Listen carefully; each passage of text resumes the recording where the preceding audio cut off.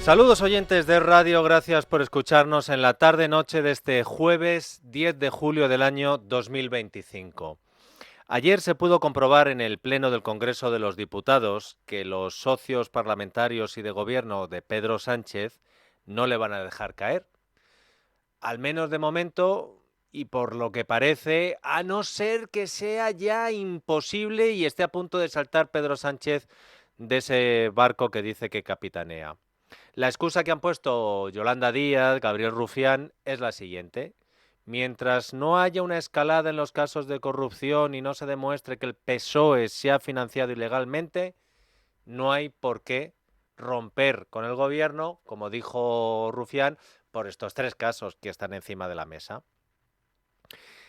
Y hablando de la financiación ilegal del PSOE, desde que se conoció el informe de la UCO sobre Santos Cerdán, secretario de organización del PSOE, ahora en prisión, ha habido muchas veces que se le ha preguntado a miembros del gobierno y del PSOE precisamente por esto, por la financiación ilegal. Y si se dan cuenta, y ahora van a escuchar un ejemplo, no lo niegan categóricamente. La respuesta ha sido siempre la misma. El ejemplo que les pongo es con el number one, con Pedro Sánchez.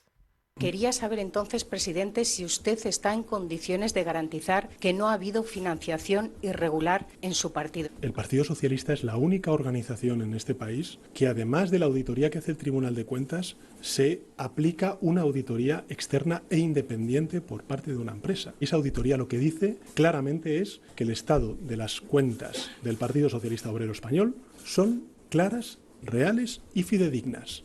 La respuesta siempre ha sido la misma, independientemente de si era Sánchez u otro portavoz socialista. En vez de decir, le pongo las manos en el fuego por nuestras cuentas, lo que desvían es la responsabilidad al Tribunal de Cuentas, diciendo, ellos han dicho que están bien. Y además a la auditoría externa de la que nos han hablado y que veremos a ver en qué queda. Lo que no dicen cuando dan esta explicación es que evidentemente una mordida, una comisión ilegal, un pago en B, no se va a registrar, no va a aparecer nunca en una auditoría, o al menos en una auditoría como las que han hecho hasta ahora el PSOE. Y aún así, podían haber dicho perfectamente, por supuesto que estoy en disposición de decir, valía un sí o un no. ¿Está en condiciones de garantizar que no ha habido financiación irregular del PSOE? Ha habido veces que Sánchez es tajante, cortante, es seco y dice sí y no dice más. Pero en esta ocasión no ha sido así y por los datos que estamos conociendo a lo mejor empezamos a entender cierta prudencia. Hoy hemos conocido que el Tribunal Supremo ha dado el primer paso para indagar en la financiación del PSOE por la trama Ábalos. A la UCO no le salen las cuentas y el juez Leopoldo Puente ha ordenado investigar todas las donaciones de José Luis Ábalos al PSOE en los últimos 10 años. El juez también quiere conocer muy a fondo el patrimonio de Ábalos. Y en un auto ha explicado que los datos de Hacienda sobre el exsecretario de organización del PSOE y exministro de Fomento no coinciden con los que aportan los datos. Que una cosa es lo que aparece en las declaraciones de Ábalos Hacienda y otra cosa es lo que a él le sale en las cuentas bancarias. Por eso el juez ha pedido al detalle sus ingresos del Congreso y las donaciones que hizo al PSOE entre 2014 y 2024. Porque los agentes de la UCO le han dicho al juez, aquí hay algo que chirría. La agencia tributaria atribuye, para que ustedes lo entiendan, a Ábalos haber realizado entregas de dinero voluntarias al PSOE por un importe de casi 45.000 euros. Generoso. Sin embargo, cuando la UCO ha ido a los extractos bancarios, a las constancias de pago, solo aparecen 8.500 euros. Un baile de cifras un tanto extraño. Eso en cuanto a las donaciones de Ábalos al PSOE, que yo no sabía que Ábalos le donaba tanta pasta al PSOE. Pero no es el único baile de cifras, porque tampoco cuadran los ingresos. La UCO dice que la agencia tributaria le ha dicho que Ábalos ha percibido del Congreso de los Diputados en concepto de retribuciones, dietas, complementos, 750.000 euros entre 2014 y 2024. Pero la UCO se ha ido a las cuentas bancarias de Ábalos y en vez de 750.000 euros, en esos mismos años lo que aparece son 80.000. ¿A dónde se ha ido ese dinero?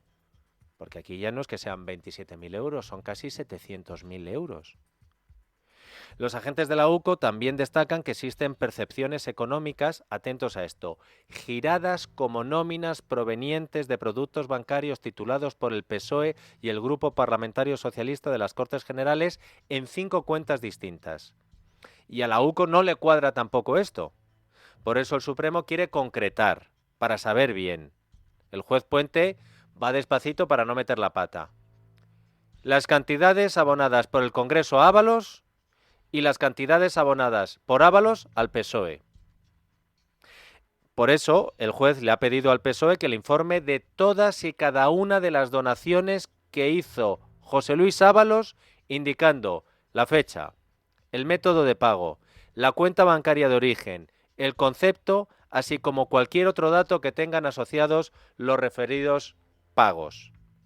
Y en lo que afecta al Congreso, el juez ha remitido un requerimiento judicial a la Cámara presidida por Armengol para que le diga detalladamente todas las retribuciones abonadas a José Luis Ábalos, indicando la fecha, el método de pago, la cuenta bancaria de destino y la titularidad de la misma.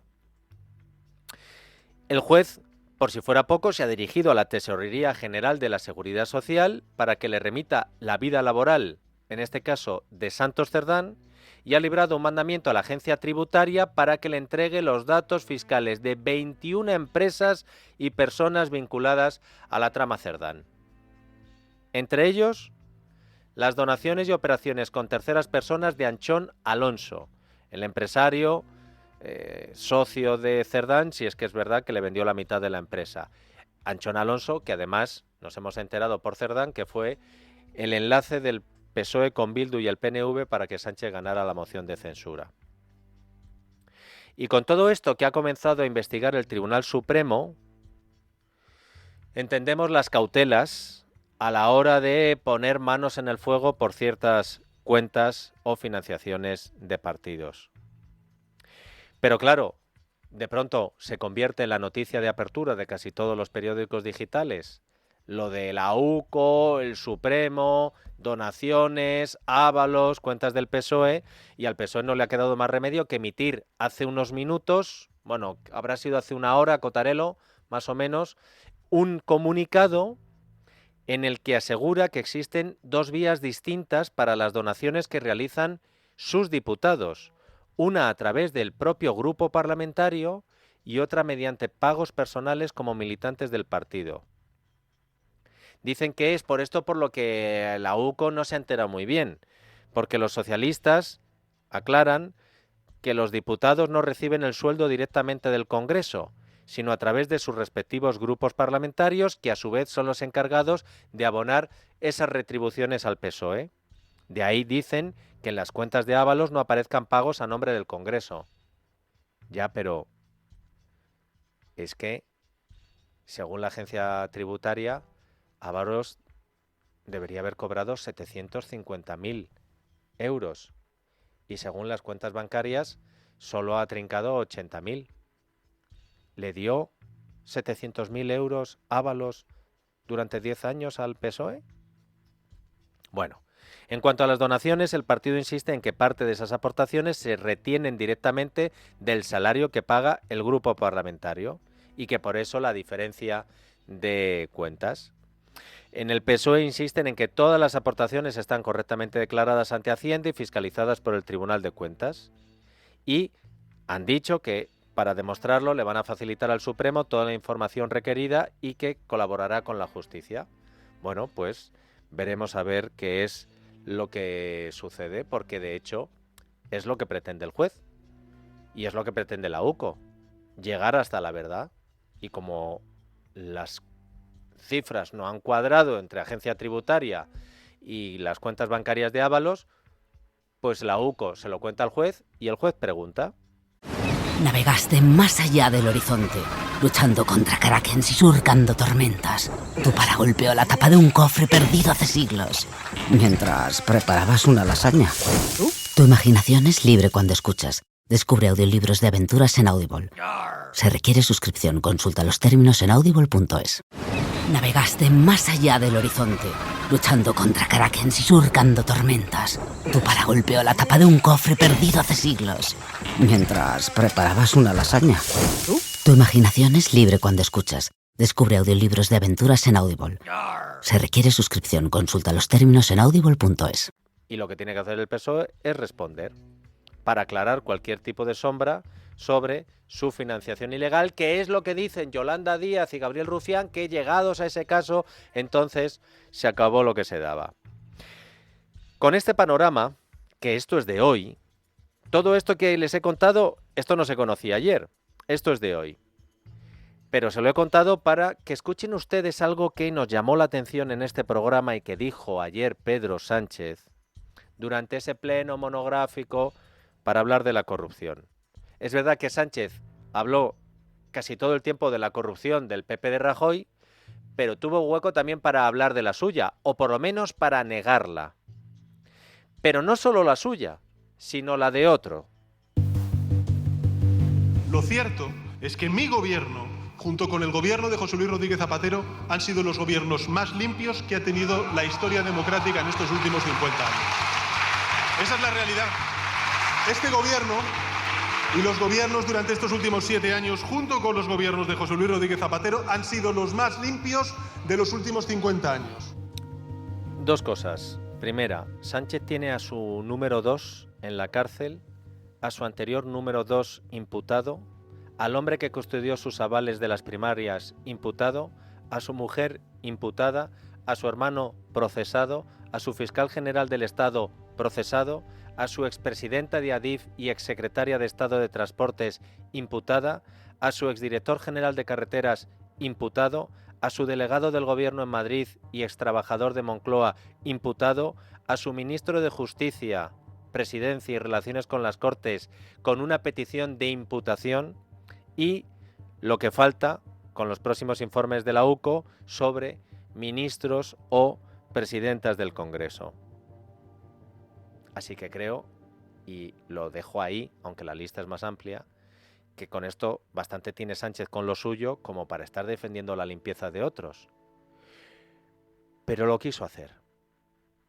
Y por eso es muy interesante que Sánchez saliera ayer a defender la honradez de Zapatero. Y más con todo el run run que hay ahora mismo circulando sobre la cabeza del expresidente del gobierno, José Luis Rodríguez Zapatero. Sánchez ayer pasó varios minutos enumerando los casos de corrupción de los gobiernos de Felipe González, de Aznar y de Mariano Rajoy, y dijo que del gobierno de Zapatero no había ninguno. Pero era otra mentira más de Sánchez, como lo de la cláusula Quirón, lo del informe a Pachas con lo de la OCDE, como lo de que no había pensado en dimitir y luego sí había pensado en dimitir. Pero en este caso, la trola es tan evidente que hasta sorprende que Sánchez no se la ahorre. Porque decir que Zapatero no ha tenido ningún caso de corrupción, hombre, es que ahí hasta condena.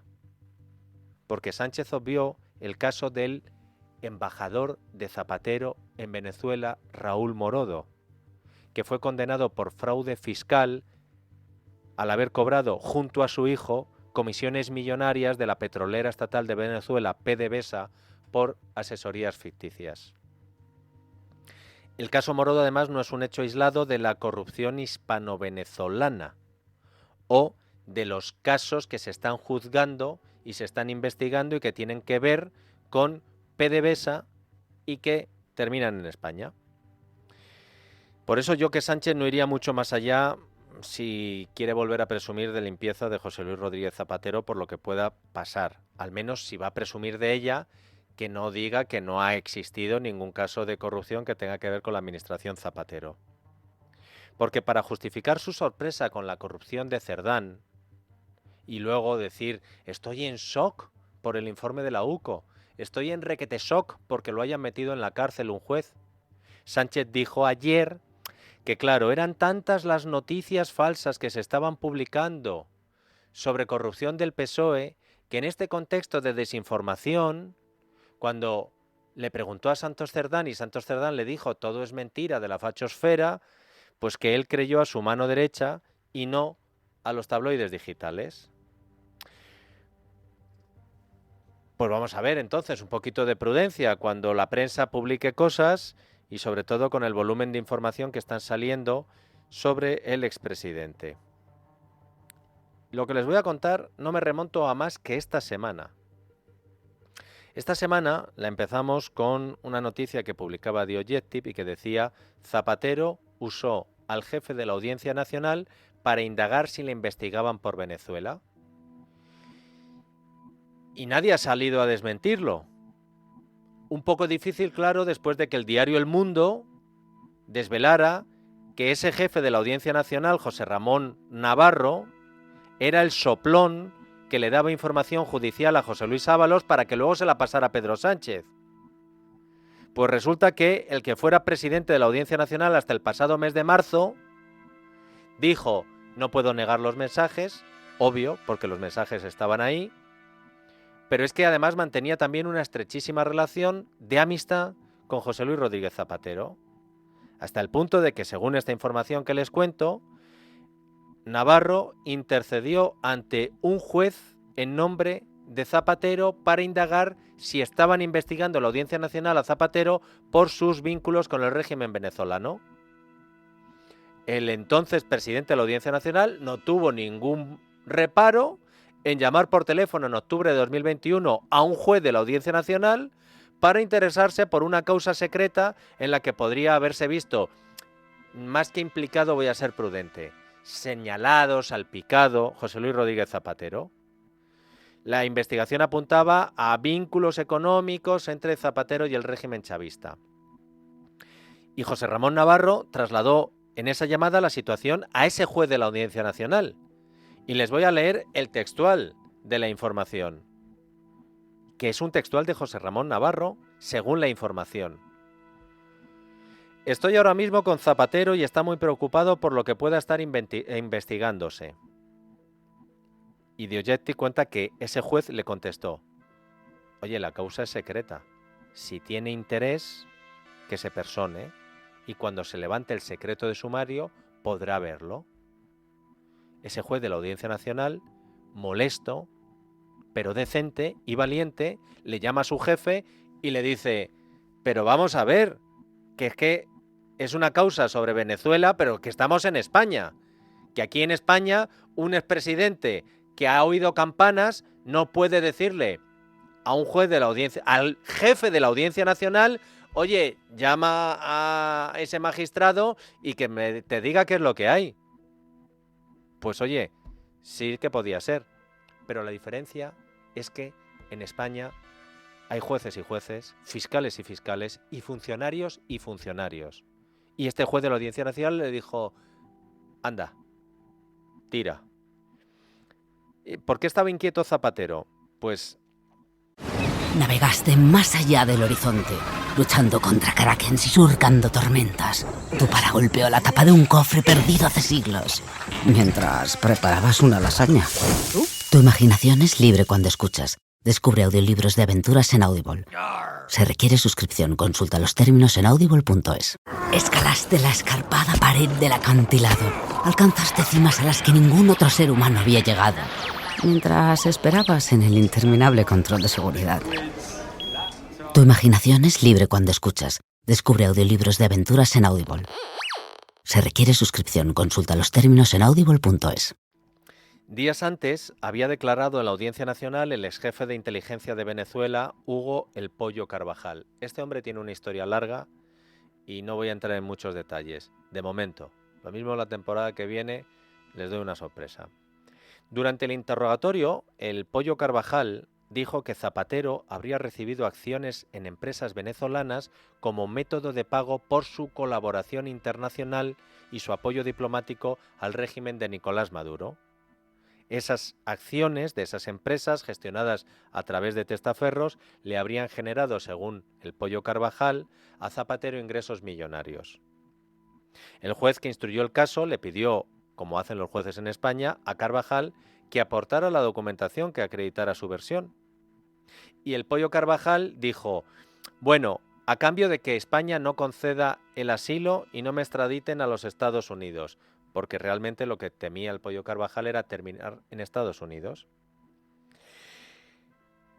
El gobierno de Pedro Sánchez no accedió a esta petición y se extraditó al Pollo Carvajal a Estados Unidos, y hace unos días ha salido la noticia de que va a ser condenado por narcoterrorismo y no sé cuántas cosas más. Claro, ¿qué fiabilidad tiene el Pollo Carvajal sabiendo que si decía, y tengo información de Podemos y tengo información de Zapatero, pero solo la voy a dar si no me extraditan, iba a conseguir evitar la extradición, pues podía estar perfectamente mintiendo? Lo que se sabe es que las pruebas nunca se presentaron. ¿Existían? Pues esa es la pregunta. Yo sinceramente me había decantado siempre por pensar que el Pollo Carvajal iba un tanto de farol, porque es este Carvajal, lo del pollo le viene al dedo, pues es un pollo de cuidado. Pero claro, que Zapatero estuviera tan preocupado por esto, para hacer que el presidente de la Audiencia Nacional llamara al juez de la Audiencia Nacional que lleva el caso para decir, oye, que estáis investigando de Zapatero, ¿qué hay? A mí me choca. Y más si cabe cuando The Objective también ha publicado que el Pollo Carvajal vinculó a Zapatero con Duro Felguera, grupo empresarial español del sector energético que siempre, hay que decirlo, ha tenido mucha relación con el Partido Socialista. Según la información, Carvajal entregó en febrero de 2010 a Hugo Chávez un informe secreto en el que detallaba que la contratación de Duro Felguera se llevó a cabo directamente con el entonces ministro de Exteriores, Miguel Ángel Moratinos, salió el nombre de Moratinos, y con José Luis Rodríguez Zapatero. El contexto es el siguiente: 2010, emergencia energética en Venezuela, los apagones de Chávez, que se han recordado tanto después del apagón aquí en España, pues el régimen chavista decidió construir una central termoeléctrica en Santa Lucía. Y cuenta The Objective que Zapatero y Moratinos negociaron directamente con Hugo Chávez para que se contratara a la empresa española Duro Felguera para hacer parte de la construcción. Ahora la Audiencia Nacional ha detectado indicios delictivos en el presunto cobro de mordidas por parte de Duro Felguera a la petrolera venezolana PDVSA, y el juez sospecha que Duro Felguera se llevó la adjudicación a cambio de sobornar a funcionarios públicos venezolanos. Duro Felguera, por si ustedes no lo saben, es una de las grandes empresas que fue rescatada por el gobierno de Pedro Sánchez durante la pandemia. Y aunque su rescate fue muy polémico, y ya en su tiempo les hablé de él en este programa, todo el ruido se lo llevaron en su momento otros dos rescates del gobierno de Sánchez en la pandemia que fueron todavía más polémicos. Dos rescates a dos aerolíneas, una Air Europa y la otra la venezolana Plus Ultra. Pues resulta que Zapatero también aparece en las noticias involucrado en el rescate a Plus Ultra. Cuentan las periodistas Ketty Garat y Teresa Gómez que el expresidente del gobierno se reunió con Ábalos, siendo Ábalos el ministro de Transportes de Sánchez, para que acelerase el rescate a Plus Ultra. Yo, Isaac, me empiezo a solidarizar con José Luis Ábalos, porque la presión que sufría este hombre, de una manga le tiraban, no sé si Begoña Gómez, pero sí Aldama y Coldo, para el rescate de la aerolínea Air Europa. Y de la otra manga le tiraba también Zapatero para el rescate de Plus Ultra. Pero este hombre no me extraña que luego estuviera estresado. Pues el encuentro, dice la noticia, se produjo en el Ministerio de Transportes y Zapatero insistió a Ábalos en que le otorgase la condición de empresa estratégica Plus Ultra para que pudiera acceder al fondo habilitado por la SEPI. Y que Zapatero, con la ayuda de Ábalos, el ministro, presionaron al entonces secretario de Estado de Transportes, Pedro Saura, para que se concediera el rescate a Plus Ultra, y que Pedro Saura, socialista también, histórico, fue determinante después de que Zapatero y Ábalos le presionaran para avalar la ayuda de 53 millones de euros del gobierno de Sánchez a la venezolana Plus Ultra. Pedro Saura, por cierto, es un hombre cercano a José Blanco, ministro anterior de Fomento, exsecretario de Organización anterior, como Ábalos, secretario de Organización y ministro de Fomento. Y Pedro Saura es el al que tenían en Paradores y que han tenido que colocar en Correos para tratar de pacificar Correos después del desastre que el jefe de gabinete de Sánchez ha dejado en Correos. Fuentes del Ministerio de Transportes le han contado a Ketty y a Teresa Gómez que la intervención de Zapatero fue decisiva para que al final se acabara rescatando a Plus Ultra, que era una empresa tan estratégica que contaba con un solo avión. El presidente Plus Ultra, cuando fue el rescate, era el español Fernando García Manso, que en 2018, lo recordó el diario El Mundo, agradeció en persona al gobierno de Nicolás Maduro la puesta en marcha de una ruta importante Venezuela-España y que dijo: algún día seremos capaces de devolverles el favor. Se lo dijo a Maduro. Y en su día contó el diario El Mundo que una cosa es el presidente, pero que el accionista más poderoso de Plus Ultra es el empresario venezolano de origen libanés, Camilo Ibrahim Issa, al que El Mundo llamaba otro boliburgués enriquecido a la sombra del poder revolucionario de Nicolás Maduro. Así que no es casualidad que la figura de Zapatero sobrevolara el rescate de Plus Ultra, porque lo normal es que detrás de todo tipo de noticias sobre Venezuela, Maduro y demás, aparezca la silueta de aquel al que Delcy Rodríguez llamó mi príncipe. Y hablando de apodos, de Venezuela y de Zapatero, esta semana ha contado El Debate que Zapatero habría actuado también como nexo directo entre Nicolás Maduro y un joven español para poner en marcha la Bolsa Descentralizada de Venezuela, un entramado financiero para la recaudación de dólares y de esta manera atraer inversión extranjera en Venezuela. Meses después de ponerse en marcha, según esta información, el negocio millonario echó el cierre sin que se aclarara el destino de los fondos ni de quiénes fueron los grandes beneficiarios de esa operación. Pero les he dicho que les iba a dar otro apodo. ¿Saben cómo presentó Zapatero, según El Debate, a este joven a las autoridades venezolanas? Como mi sobrino. Hasta ahora sabíamos que el que tenía sobrinas era José Luis Ábalos, que las colocaba luego en empresas públicas españolas. Pero de ser cierta la noticia del Debate, Zapatero también tendría sobrinos a los que colocaba en negocios en Venezuela.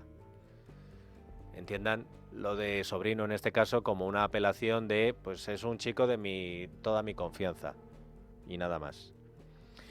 Y claro, después de todo esto que les hemos contado, porque las sobrinas de Ábalos eran otras cosas, eran sobrinas de pago. Pero después de todo lo que les hemos contado, ustedes en estos días tan complicados para Sánchez y el PSOE y el socialismo en general en España, ¿no echan de menos a alguien en la esfera pública? ¿A alguien que salga también a defender a Sánchez, que ayer tuvo un día complicado y hoy lo está teniendo también y mañana lo tendrá también? Hace semanas que nosotros nos preguntamos dónde estaba Zapatero, que no salía a defender a Sánchez de las noticias de corrupción, porque lo último que sabíamos de Zapatero es que había dicho, uy, con el calor que hace en España, cuando refresquen las temperaturas bajará la tensión. Luego se detuvo a Santos Cerdán y entendimos un poco la ausencia de Zapatero para defender a Sánchez. Y de pronto le montaron un acto a Zapatero para reivindicar su figura por haber aprobado el matrimonio homosexual hace 20 años y hasta le dieron una condecoración que en temas de justicia es la máxima y que ha provocado que otros que la habían recibido antes hayan renunciado a ella. Pero ahora ya no nos preguntamos dónde está Zapatero que no sale a defender a Sánchez, sino dónde está Zapatero que no sale a defenderse a sí mismo de todas estas noticias que le están afectando directamente. Si recuerdan, El Confidencial publicó hace más de 2 semanas que Zapatero iba a volver al rescate de Pedro Sánchez para revivir la moral del PSOE y que Moncloa le estaba preparando a Zapatero una ronda de entrevistas para echar una mano. ¿Ustedes han visto alguna de esas entrevistas? ¿Tenemos algún corte de alguna entrevista de Zapatero, Marta, Isaac? ¿No tenemos? Ah, no, porque no se han producido. Como nosotros tenemos mucha curiosidad en conocer la versión del expresidente del gobierno, porque para completar una noticia hay que conocer las dos versiones, desde aquí le animamos a Zapatero a que de verdad haga esa ronda de entrevistas. Y que si quiere, le hacemos un hueco aquí en La Noche de Radio para que cuente lo que sabe de Venezuela, de Europa, de Aldama, de los viajes que Aldama ha dicho que hacía en el jet privado de Aldama desde Caracas a República Dominicana, de Duro Felguera y hasta de Plus Ultra. La Noche de Dieter, con Dieter Brandau, en Es Radio.